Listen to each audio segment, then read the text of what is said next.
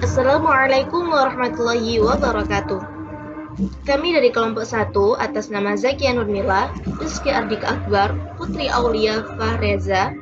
Di sini kami akan membahas mengenai pengetahuan dan teori kebenaran.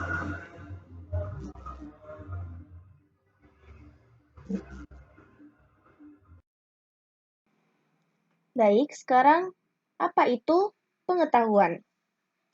Pengetahuan itu pada hakikatnya merupakan segenap apa yang kita ketahui tentang suatu objek tertentu, termasuk ke dalamnya adalah pengetahuan.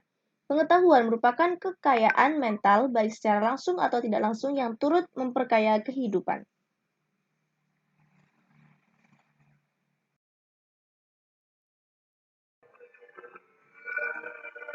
Secara etimologis, pengetahuan ini berasal dari kata dalam bahasa Inggris yaitu knowledge.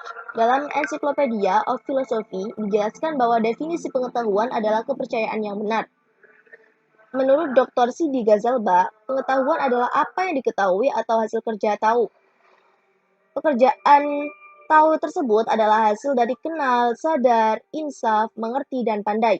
Pengetahuan itu adalah semua milik atau isi pikiran. Dengan demikian, pengetahuan merupakan hasil proses dari usaha manusia untuk tahu. Orang pragmatis, terutama John Dewey, tidak membedakan pengetahuan dengan kebenaran antara knowledge dengan truth. Jadi pengetahuan itu harus benar, kalau tidak benar adalah kontradiksi. Dalam kamus filsafat, pengetahuan ini dijelaskan bahwa proses kehidupan yang diketahui manusia secara langsung dari kesadarannya sendiri.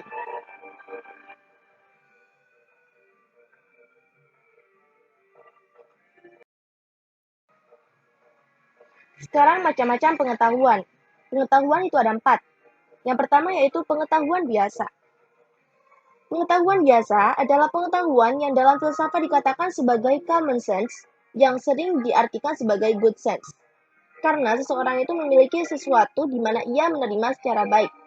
Semisal, semua orang menyebut warna ini merah karena memang itu merah. Air itu panas karena memang dipanasi dengan api, dan lain sebagainya. Common sense itu diperoleh dari pengalaman sehari-hari. Pengetahuan ini disebut dengan pengetahuan prailmiah dan nililmiah. Apa sih nililmiah itu? Pengetahuan nililmiah adalah hasil pencerapan dengan indera terhadap objek tertentu yang dijumpai dalam kehidupan sehari-hari. Sedang pengetahuan prailmiah adalah hasil pencerapan indrawi dan pengetahuan yang merupakan hasil pemikiran rasional yang tersedia untuk diuji lebih lanjut.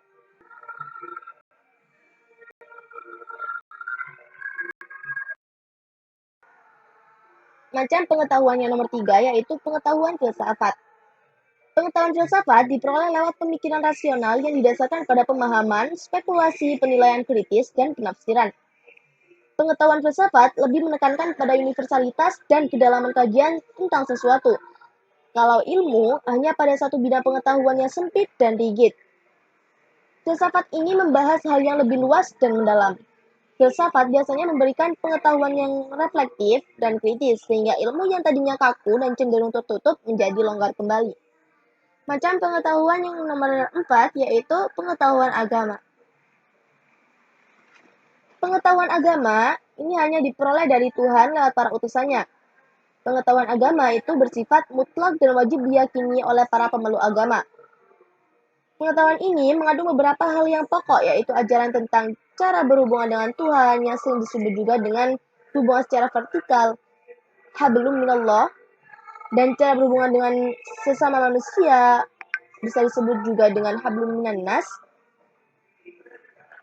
Pengetahuan agama ini yang paling penting adalah pengetahuan tentang Tuhan. Selain itu tentang keyakinan atau keimanan dan syariat atau implementasi dari keyakinan. Pengetahuan ini sifat kebenarannya adalah mutlak karena berasal dari firman Tuhan dan sabda Nabi.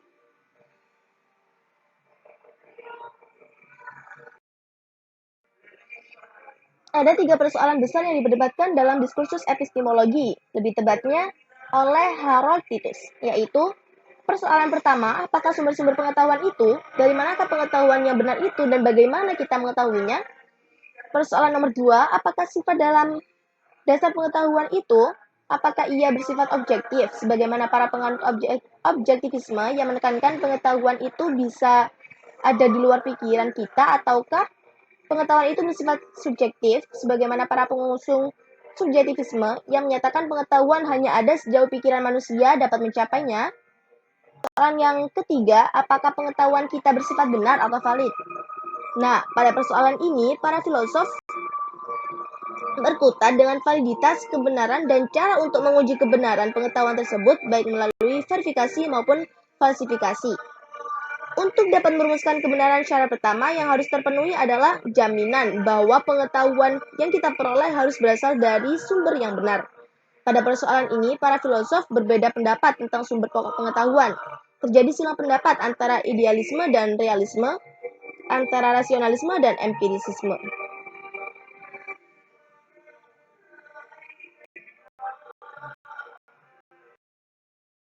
Berikut sumber-sumber pengetahuan.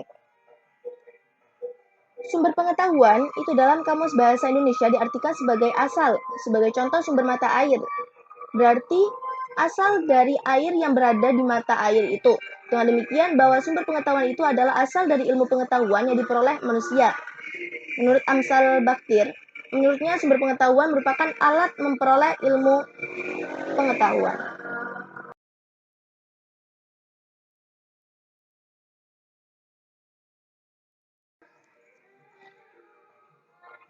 Sumber pengetahuan yang nomor pertama yaitu akal sebagai sumber pengetahuan atau rasionalisme.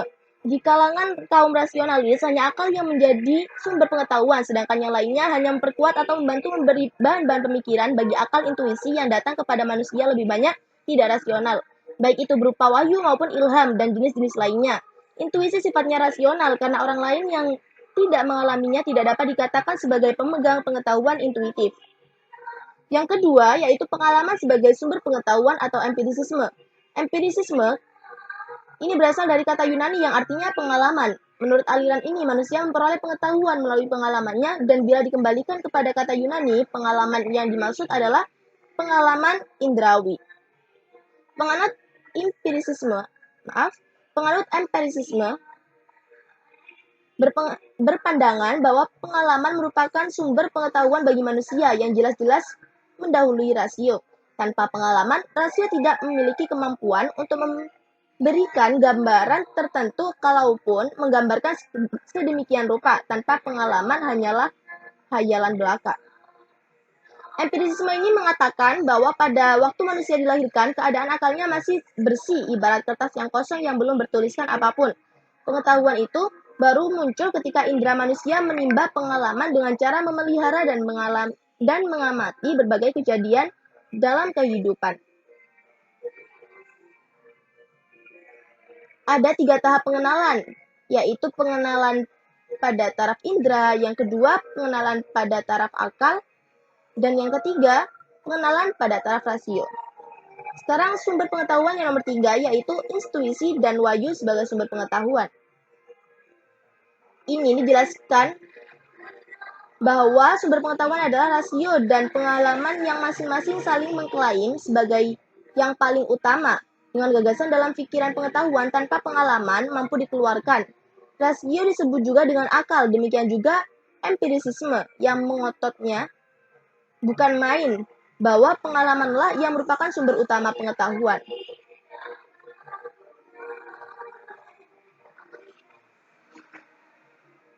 Wahyu adalah pengetahuan yang disampaikan oleh Tuhan kepada manusia lewat perantara para nabi. Para nabi memperoleh pengetahuan dari Tuhan tanpa upaya, tanpa berusaha payah, tanpa memerlukan waktu untuk memperolehnya. Pengetahuan mereka terjadi atas kehendak Tuhannya. Wahyu berisikan pengetahuan agama, baik mengenai kehidupan mencakup masalah transcendental seperti latar belakang dan tujuan penciptaan manusia, dunia, dan segenap isinya, serta kehidupan di akhirat nanti.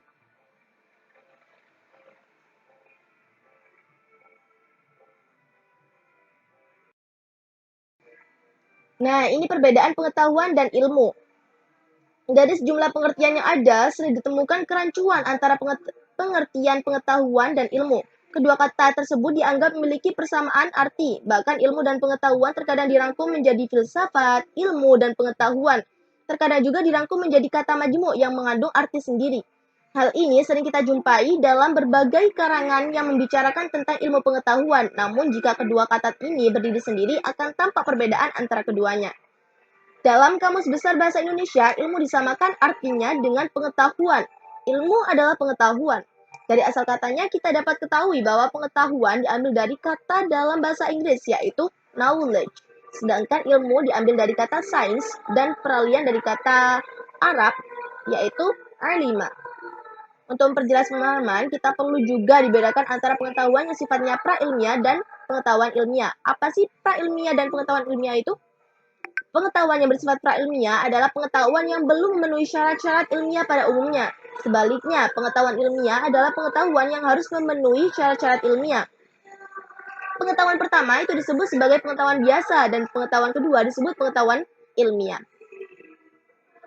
Nah, ini adapun syarat-syarat yang dimiliki oleh pengetahuan ilmiah, yaitu yang pertama harus memiliki objek tertentu, yang kedua harus bersistem, dan yang ketiga memiliki metode tertentu, serta yang keempat sifatnya umum. Nah, dapat disimpulkan bahwa pada dasarnya pengetahuan ini bersifat dengan ilmu. Dapat disimpulkan bahwa pada dasarnya pengetahuan berbeda dengan ilmu. Perbedaan itu terlihat dari sifat sistematisnya dan cara memperolehnya. Dalam pengembangannya, pengetahuan dengan ilmu bersinonim arti, sedangkan dalam arti material keduanya mempunyai perbedaan. Cukup sekian yang dapat saya bahas. Selanjutnya akan dilanjutkan oleh rekan saya. Poin selanjutnya yaitu pengetahuan dan teori kebenaran. Pengertian kebenaran. Pengertian kebenaran dalam bahasa Inggris disebut truth, dan juga lawan dari kesalahan, kesesatan, kepalsuan, dan kadang juga opini. Dalam bahasa Arab, kebenaran disebut al-haq. Sedangkan dalam Kamus Bahasa Indonesia, kata kebenaran menunjukkan kepada keadaan yang sama dengan keadaan yang sesungguhnya atau sesuatu yang sungguh-sungguh benar adanya. Kebenaran merupakan keinginan semua makhluk di dunia. Untuk mendapatkan kebenaran, syaratnya yaitu harus terpenuhinya jaminan bahwa pengetahuan yang kita peroleh berasal dari sumber yang benar. Gambaran umum masyarakat Indonesia dalam menerima suatu kabar berita ada dua kemungkinan, yakni berita benar dan berita salah. Benar apabila dipaparkan dengan sesuai fakta yang sebenarnya, dan dusta apabila tidak didasari pada fakta yang terjadi, baik adanya penambahan atau pengurangan. Macam-macam kebenaran, yaitu ada 4. Yang pertama, kebenaran pengetahuan perlu dibuktikan dengan sumber. Yang kedua, kebenaran pengetahuan perlu dibuktikan dengan sarana. Yang ketiga, kebenaran pengetahuan perlu dipahami berdasarkan bahasa. Yang keempat, kebenaran pengetahuan perlu dibuktikan atas dasar tingkat pengetahuan. Macam-macam kebenaran. Yang pertama, kebenaran pengetahuan perlu dibuktikan dengan sumber atau asal dari pengetahuan terkait, antara lain yaitu yang pertama, fakta empiris atau kebenaran empiris, yaitu kebenaran pengetahuan empiris harus dibuktikan dengan sifat yang ada dalam objek yang menjadi sumber atau asal pengetahuan tersebut. Yang kedua, wahyu atau kitab suci atau kebenaran wahyu. Kebenaran wahyu sumbernya berasal dari wahyu atau kitab suci yang dipercaya, sehingga yang menjadi acuan pembuktian kebenaran. Yang ketiga, fiksi atau fantasi, atau kebenaran fiksi, yaitu kebenaran fiksi atau fantasi bersumber pada hasil pemikiran fiksi atau fantasi dari orang yang bersangkutan. Yang kedua yaitu kebenaran pengetahuan perlu dibuktikan dengan sarana yang digunakan untuk memperoleh pengetahuan terkait, antara lain 1. Indra atau kebenaran indrawi. Kebenaran pengetahuan indrawi harus dibuktikan dengan kemampuan indra untuk menangkap hal dengan segala kelebihan dan kekurangannya. Yang kedua, akal budi atau kebenaran intelektual. Kebenaran intelektual didasarkan pada pemakaian akal budi atau pemikiran agar dapat berpikir secara lurus, yaitu berpikir logis sehingga tidak mengalami kesesatan dalam berpikir. 3. Intuisi atau kebenaran intuitif. Kebenaran intuitif didasarkan pada penangkapan batin yang dilakukan oleh seseorang yang bersangkutan. tanpa melalui proses penalaran terlebih dahulu. Yang keempat yaitu iman atau kebenaran iman. Kebenaran iman didasarkan pada pengalaman hidup yang berdasarkan pada kepercayaan orang yang bersangkutan. Yang ketiga yaitu kebenaran pengetahuan harus dipahami berdasarkan bahasa atau cara menyatakan dari lingkungan atau bidang kehidupan yang membuat pengetahuan menjadi diusahakan dan dikembangkan secara berbeda, antara lain 1. Pengetahuan agama atau kebenaran agama, 2. Pengetahuan moral atau kebenaran moral, 3. Pengetahuan seni atau kebenaran seni, 4. Pengetahuan budaya atau kebenaran budaya, 5. Pengetahuan sejarah atau kebenaran histori, 6. Pengetahuan hukum atau kebenaran yuridis, 7. Pengetahuan politik atau kebenaran politik. Yang keempat yaitu kebenaran pengetahuan perlu dibuktikan atas dasar tingkat pengetahuan antara lain 1. Pengetahuan biasa sehari-hari atau ordinary knowledge yaitu menghasilkan kebenaran yang sifatnya dalam kehidupan sehari-hari. Yang kedua, pengetahuan ilmiah atau scientific knowledge yaitu menghasilkan kebenaran ilmiah. Yang ketiga, pengetahuan filsafat atau philosophical knowledge yaitu menghasilkan kebenaran filsafat. Teori kebenaran. Teori-teori kebenaran dalam Kamus Umum Bahasa Indonesia menerangkan bahwa kebenaran itu adalah 1. Keadaan, hal, dan sebagainya yang cocok, yang benar, atau cocok dengan hal atau keadaan yang sesungguhnya. Misalnya, kebenaran berita ini masih saya ragukan. Kita harus berani membela kebenaran dan keadilan. 2. Sesuatu yang benar atau sungguh-sungguh ada, betul hal demikian halnya, dan sebagainya. Misalnya, kebenaran-kebenaran yang diajarkan agama. 3. Kejujuran, ketulusan hati. Misalnya, tidak ada seorang pun sanksi akan kebaikan dan kebenaran hatimu.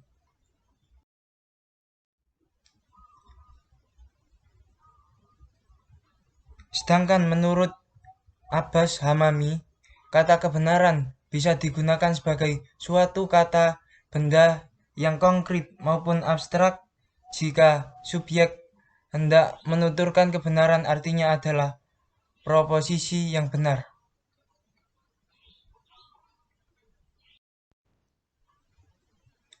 Berikut adalah teori-teori kebenaran. Teori kebenaran dibagi menjadi 5, yakni teori korespondensi, yang kedua teori koherensi, yang ketiga teori pragmatisme, yang keempat teori performatif, dan yang kelima agama sebagai teori kebenaran. Teori korespondensi. Teori kebenaran korespondensi adalah teori yang berpandang bahwa pernyataan-pernyataan adalah benar jika berkorespondensi terhadap fakta atau pernyataan-pernyataan yang ada di alam atau objek yang dituju pernyataan tersebut. Kebenaran atau keadaan benar itu apabila ada kesesuaian antara arti yang dimaksud oleh suatu pernyataan atau pendapat dengan objek yang dituju oleh pernyataan atau pendapat tersebut. Kebenaran atau suatu keadaan dikatakan benar jika ada kesesuaian antara arti yang dimaksud oleh suatu pendapat dengan fakta.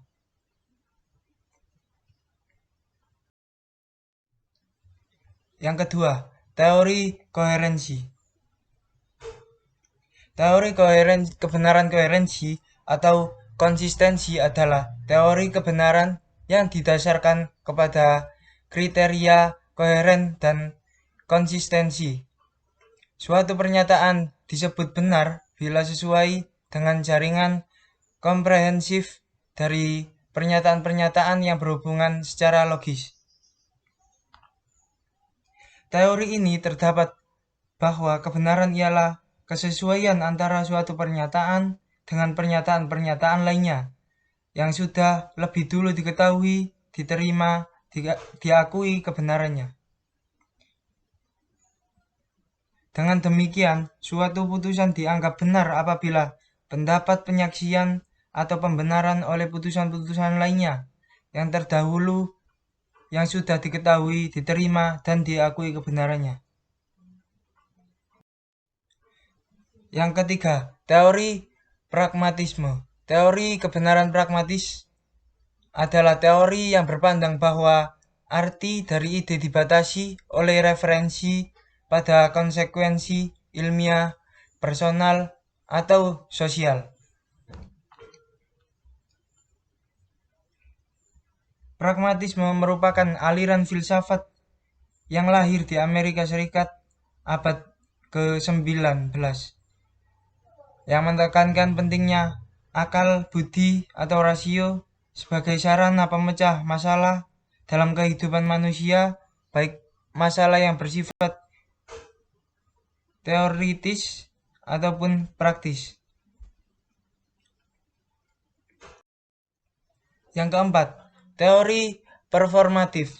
Teori performatif menjelaskan suatu pernyataan dianggap benar jika ia menciptakan realitas. Jadi pernyataan yang benar bukanlah pernyataan yang mengungkapkan realitas, tetapi justru dengan pernyataan itu tercipta realitas, sebagaimana yang diungkapkan dalam pernyataan itu. Teori performatif menjelaskan suatu pernyataan yang dianggap benar jika ia menciptakan realitas. Teori ini dapat diimplementasikan secara positif, tetapi di pihak lain dapat pula negatif. Secara positif, dengan pernyataan tertentu, orang lain berusaha mewujudkan apa yang dinyatakannya. Tetapi dengan cara negatif, orang dapat pula terlena dengan pernyataan atau ungkapannya seakan pernyataan tersebut sama dengan realitas begitu saja. Yang kelima, agama sebagai teori kebenaran. Teori agama adalah wahyu yang bersumber dari Tuhan. Manusia dalam mencari dan menentukan kebenaran sesuatu dalam agama dengan cara mempertanyakan atau mencari jawaban berbagai masalah kepada kitab suci. Pada hakikatnya, manusia hidup di dunia ini adalah sebagai makhluk yang mencari kebenaran. Salah satu cara untuk menemukan suatu kebenaran adalah agama. Agama dengan karakteristiknya sendiri memberikan jawaban atas segala persoalan asasi yang dipertanyakan manusia, baik tentang alam, manusia, maupun tentang Tuhan. Sekian presentasi dari kelompok 1. Kalau ada pertanyaan, silahkan tanyakan di komentar. Kurang lebihnya, kami mohon maaf. Assalamualaikum warahmatullahi wabarakatuh.